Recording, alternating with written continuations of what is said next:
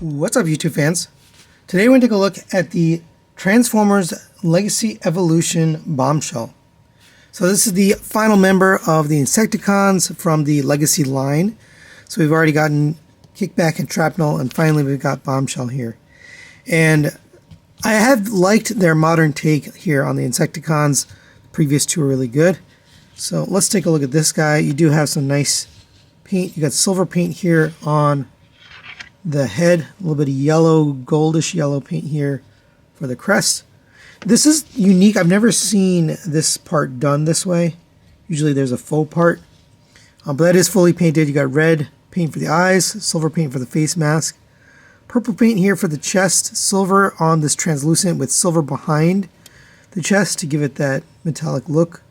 Nice Tampo Decepticon logo. The plastic, I think it's painted. It's got to be painted. Well, if it's not painted, the thighs look really good. It's just like a shiny silver versus just a swirly gray. So I think that's really nice. Here's the back. We'll see a little bit more of this paint in the insect mode. But yeah, overall pretty nice looking here in robot mode. Let's go over his articulation.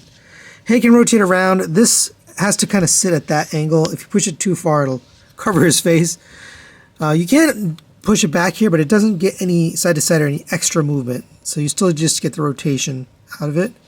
You can angle this up and down however you like for the little gun on his head. Shoulders rotate around on friction out to the side on what feels like a soft ratchet. Gets you up to there. Rotation at the bicep. Single jointed elbow gets you a little past 90 degrees. Nothing at the wrist. You have a waist rotation here. Legs will kick up to there, back to there, out to the side, again on a soft ratchet. Rotation of the thigh at a cut joint, mushroom peg. 90-degree bend at the knee. If ankle tilt, there's some points where it doesn't want to stay, so it kind of locks in place. So you want to work this a little bit until you can actually pose it in this position you want. Now for the accessories, you get these two pieces here, which can be mounted to the arms, similar to the previous figure we got. I think it was Shrapnel. You can put these on here, and they can just be for storage, or it can be kind of like weapons. I kind of like that. I think it looks nice. And we also get his actual blaster here. There's a lot of waffles on this. Almost like an unnecessary amount. It is painted nicely in the silver. I just wish it wasn't so waffly. But that can plug into his hand. And yeah, there you go. Now you can make a super gun out of this. You can take these two and plug these into the side. It's a tight fit actually, but I don't know if this looks better. I guess it does look better just because it covers up the waffles. So maybe this is the better configuration for the weapon. But nice to have those options there. And for quick size comparison, there it is next to the Earthrise Optimus Prime. Fits in nicely with other deluxes from this class.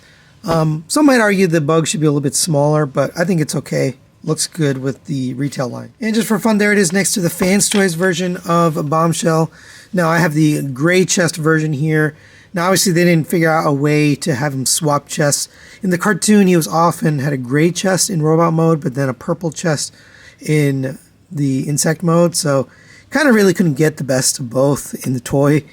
But either way, here it is, and you can see proportions are very different. I do kind of like the more squat proportions and sculpt on the Legacy version here. It's kind of nice, but there you go for comparison. Alright, now let's get Bombshell transformed into his insect mode. And if you don't already, get these black leg pieces plugged into the back of the arm. I do like that you can just leave them there. If you don't prefer to parts form, you can just leave them on. But it does make a nice souped up weapon there. But let's start with the legs. So come down to the feet. You're just going to fold the feet down. Get these two tabbed in together. Going to rotate the waist 180 degrees. Make sure it's flush. Go ahead and come to this side. You're going to open up these two panels. We're going to accordion the legs down, and there's two tabs on the inside here. And these two tabs right here are going to work their way into the bottom of his waist. So get this accordion down and tab those in. And get that straight. So it should look like that. Then we'll take care of these arms, and the head kind of took care of itself, but this is going to come down and peg in right here. Rotate that forward. For the arms, you're going to rotate them back. I like how this works. It just exposes that yellow piece there. That's nice. This is going to come down, and we're going to rotate the hand inwards. And we're going to have it so that the leg ends up at the bottom.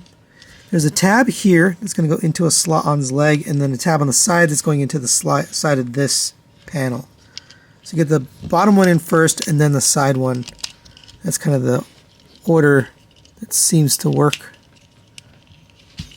All right, same with this one. Rotate that back. Make sure it clicks all the way in. Fold your hand in, and then bring this down. Tab it into the bottom of the leg first, and then into the side. And then these are going to click into place, so just give it one little click. Same on this side. All right, and there's Bombshell in his bug mode, and it looks pretty nice. Nice yellow here for the eyes, the red and silver stripe over here, metallic blue and a little bit of yellow over there. Here's the back. Pretty clean all throughout. You can articulate this up and down. There's not really any other articulation or features here. It is kind of just locked in this position. But it is good looking bug mode here. You can take the gun that'll plug in to the top. I do kind of wish there was a spot right here, you know, kind of below where you could just spot this in, but it doesn't have a spot. This is okay too. You can also put it on the feet back here if you wanted to store it a little more incognito. You can do that. All right, for a quick size comparison, there it is next to the Rise of the Beast Optimus Prime. Just because I have him in vehicle mode.